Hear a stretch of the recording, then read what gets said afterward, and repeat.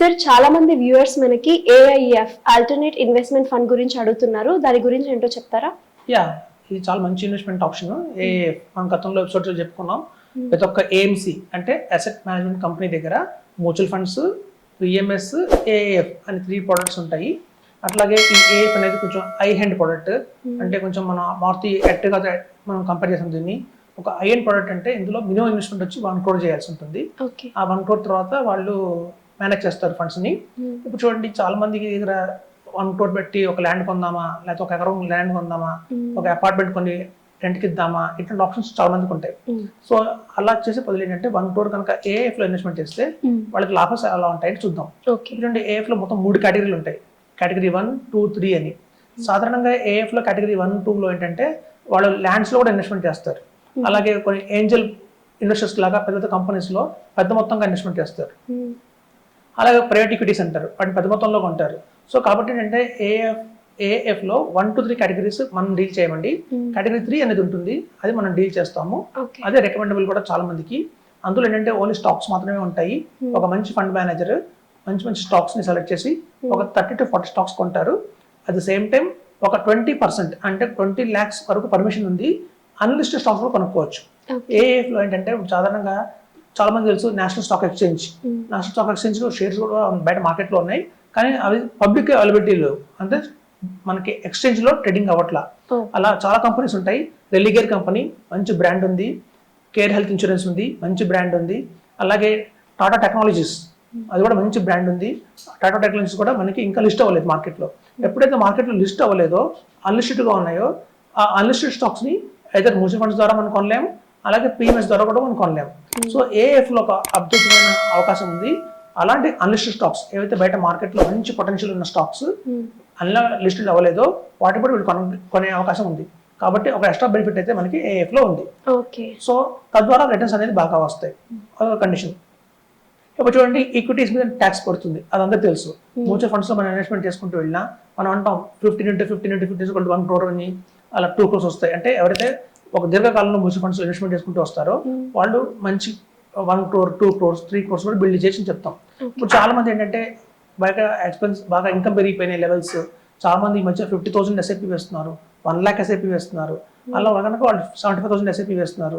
75,000 rupees SIP ఎవరైనా వేస్తే కంటిన్యూస్గా 15 years వాళ్ళ దగ్గర 5 crores అనేది వస్తుంది. సో ఆ 5 crores వచ్చిన అమౌంట్ మీద వాళ్ళు ట్యాక్స్ కట్టాల్సి ఉంటుంది. మ్యూచువల్ ఫండ్స్లో వెళ్తే ఆ ట్యాక్స్ ఎంత అంటే 50 lakhs కట్టాలి, అంటే 10% ఆఫ్ ద ప్రాఫిట్ కట్టాలి. సో ఇప్పుడు చూడండి, అలా మనం ట్యాక్స్ కడతాము ఎదర్ మ్యూచువల్ ఫండ్స్లో ఇన్వెస్ట్మెంట్ చేసినా. అలాగే పిఎంఎస్లో కూడా 1 time ఇన్వెస్ట్మెంట్ చేసేసి ఒక 15 years వెయిట్ చేస్తే దగ్గర వాళ్ళకి 8 crores దాకా వస్తుంది. సో అట్లా వచ్చిన 8 crores మీద కూడా మనం ట్యాక్స్ కట్టాల్సి ఉంటుంది. సో ఇప్పుడు ఏంటంటే ఈక్విటీస్ అనేది దాని మీద ట్యాక్సేబుల్ అని ఉంది, 10% ఆఫ్ ద ప్రాఫిట్. కానీ ఏఎఫ్లోకి వెళ్తే మాత్రం మనకు ఆ ట్యాక్సేషన్ లేదు. మనకి ఫ్యూచర్లో 10 crores ప్రాఫిట్ వచ్చినా, 8 crores ప్రాఫిట్ వచ్చినా, ఎంత ప్రాఫిట్ వచ్చినా కూడా మన ట్యాక్స్ అయితే మన హ్యాండ్స్లో ఉండదు. కాబట్టి మనం కట్టాల్సిన అవసరం లేదు. ఆల్రెడీ ట్యాక్స్ పైన పే చేసేస్తారు. మనకు వచ్చే టైంకి హ్యాండ్స్ ఫ్రీ అవుతుంది, ట్యాక్స్ ఫ్రీ అవుతుంది. సో ఏఎఫ్లో అదొక మంచి అడ్వాంటేజ్ ఉంది. ఇప్పుడు చాలా మంది అనుకుంటారు ఏఎఫ్లో 1 crore ఇన్వెస్ట్మెంట్ చేయాలి, ఒకేసారి ఇన్వెస్ట్మెంట్ చేయాలా, అంటే 1 crore ఒకేసారి చేయాలని ఒక క్వశ్చన్ ఉంటుంది. అలా అక్కర్లేదండి. ముందు 30 lakhs ఇవ్వచ్చు. 30 lakhs చేసిన తర్వాత ఎవ్రీ మంత్ 10 lakhs లాగా ఒక 7 months బ్యాలెన్స్ అమౌంట్ ఇవ్వచ్చు. అలా కొన్ని కంపెనీస్ యాక్సెప్ట్ చేస్తున్నాయి.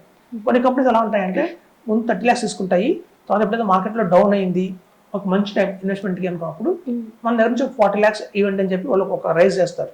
ఫండ్ మేనేజర్ నుంచి ఒక కాల్ వస్తుంది అనమాట. ఒక టైం రేపు ఇస్తారు, 1 month టైం ఇస్తారు. ఈ 1 month లోపల 40 lakhs ఇవ్వండి అని చెప్తారు. అలా కూడా మనం 40 lakhs ఇవ్వచ్చు.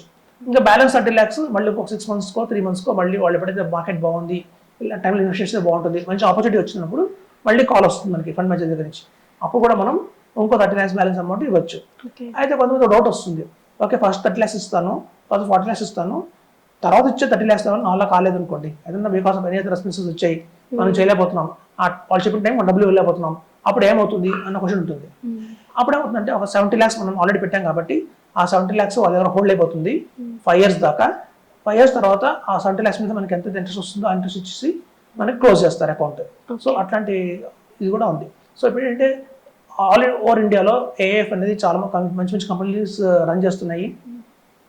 లైక్ ఎక్విటాస్ కంపెనీ కావచ్చు, అలాగే మన ఏఎంసీస్ కొటక్ కావచ్చు, ఐసిఐసి కావచ్చు, పిఎం మోతిలాల్ ఓస్వాల్ కావచ్చు, అలాగే మనకి నిప్పాన్ ఇండియా కావచ్చు, వీళ్ళందరూ కూడా ఏఎఫ్ని రన్ చేస్తున్నారు.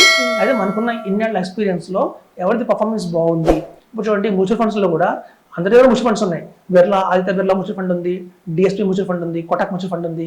మనం అడ్వైజర్ని అడుగుతాం, అన్ని దగ్గర మ్యూచువల్ ఫండ్స్ ఉన్నాయి, కానీ అందులో ఏది పర్ఫార్మెన్స్ బాగుంది, రిటర్న్స్ ఎక్కువ వస్తున్నాయి అని చెప్పి వాళ్ళకి తెలుస్తుంది. ఇప్పుడు చూడండి మ్యూచువల్ ఫండ్స్ అంటే మనకి దగ్గర 10,000 కూడా ఇన్వెస్ట్మెంట్ చేయొచ్చు, 10,000, 20,000 కూడా ఇన్వెస్ట్మెంట్ చేయొచ్చు. అలా ఇన్వెస్ట్మెంట్ చేసినప్పుడు మనం ఒక కంపెనీ కాకపోతే ఒకేసారి 10 కంపెనీలు కూడా ఇన్వెస్ట్మెంట్ చేయొచ్చు. అక్కడ 1 lakh, ఇక్కడ 1 lakh, ఇక్కడ 1 lakh అని. కానీ ఏదైతే 1 crore ఇన్వెస్ట్మెంట్ చేస్తున్నామో మనం అన్ని క్రోర్స్ ఇన్వెస్ట్ చేయలేము. సో చేసేది ఒకటే 1 crore. ఆ ఒక్క 1 crore ఎక్కడ చేయాలి అనేది డైరెక్ట్గా మనం తెలియదు. కాబట్టి ఒక అడ్వైజర్, ఇప్పుడు మేము ఉన్నాం అనుకోండి, మా దగ్గర చాలా మంది ఇన్వెస్టర్స్ మోతిలాల్లో చేస్తున్నారు, నిప్పాన్లో చేస్తున్నారు, ఐసిఐసిలో చేస్తున్నారు. ఒక ఐడియా వస్తుంది, ఓకే ఇంతమంది చేత చేయించాం కాబట్టి ఎవరికి రిటర్న్స్ బాగున్నాయి, ఎవరికి ఫీడ్బ్యాక్ కూడా వస్తుంది మన కస్టమర్స్ దగ్గర నుంచి. కాబట్టి ఇప్పుడు వచ్చే వాళ్ళకి మనం ఈజీగా ఇలా బలం చోటు చేస్తే మీకు బాగుంటుంది అని చెప్పి మనం రికమెండ్ చేసి సజెస్ట్ చేయొచ్చు. సో కాబట్టి ఒక మంచి అడ్వైజర్ ద్వారా చూడండి, మ్యూచువల్ ఫండ్స్లో మనకి డైరెక్ట్ ప్లాన్ అని, రెగ్యులర్ ప్లాన్ అని కన్ఫ్యూజన్ ఉంది. డైరెక్ట్గా మనం చేసుకోవాలా, ఒక అడ్వైజర్ ద్వారా వెళ్ళాలని కన్ఫ్యూజన్ ఉంది. అలాగే మీకు పిఎంఎస్లో కానీ ఏఎఫ్లో కానీ ఆ ఇబ్బంది లేదు, ఎందుకంటే అక్కడ డైరెక్ట్ అని, రెగ్యులర్ అని అలా ఆప్షన్స్ లేవు. కంపల్సరీ మన అడ్వైజర్ ద్వారానే వెళ్ళాల్సిందే. కాబట్టి ఏంటంటే ఇందులో మనకి ఎవరికైనా ఇంట్రెస్ట్ ఉంది, మనం ఫర్దర్గా చాలా గ్రో చేసుకుందాం, ఒక లంసమ్ అమౌంట్. ఇప్పుడు చూడండి మ్యూచువల్ ఫండ్స్ అనేది కేవలం మనకు మాత్రమే, అంటే మన గెట్ ఆన్ అవడానికి, మన లైఫ్ గెట్ ఆన్ అవడానికి మాత్రమే మ్యూచువల్ ఫండ్స్.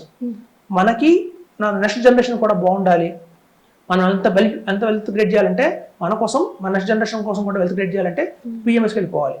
అది మంచి ఆప్షన్. అలా కాదు, మనకి, మన పిల్లలకి, మన గ్రాండ్ సన్ చిల్డ్రన్ కూడా ఒక వెల్త్ క్రియేట్ చేయాలంటే మాత్రం ఏఏఎఫ్. సో కాబట్టి ఏంటంటే ఇట్లా 3 తరాలు కూర్చొని తినే అవకాశం మనకి ఏఎఫ్ కల్పిస్తుంది. ఒక్కసారి 1 crore ఇన్వెస్ట్మెంట్ చేసేసి వదిలేస్తే అది మనకి 20 years, 15 yearsకి మంచి రిటర్న్స్ వస్తాయి. సో మనం చూసాం ఆల్రెడీ. సో ఇది one of the best investment అని చెప్తున్నాం. ఓకే, అందరూ నమస్కారం అండి. నా వెల్లి చక్ర ఛానల్ని సబ్స్క్రైబ్ చేసిన ప్రతి ఒక్కరు థ్యాంక్స్ చెప్పుకుంటున్నాను. అలాగే నా వెల్లి చక్ర ఛానల్లో మనం స్టాక్స్ గురించి, మ్యూచువల్ ఫండ్స్ గురించి, రియల్ ఎస్టేట్ గురించి, హెల్త్ ఇన్సూరెన్స్ గురించి ప్రతి ఒక్కరికి ఉపయోగపడే సబ్జెక్ట్స్ని మనం తీసుకొస్తున్నాం. కాబట్టి అది మీకు, మీ ఫ్రెండ్స్కి, మీ రిలేటివ్స్కి ఎంతో ఉపయోగపడుతుంది. కాబట్టి లైక్ చేయండి, సబ్స్క్రైబ్ చేయండి, షేర్ చేయండి.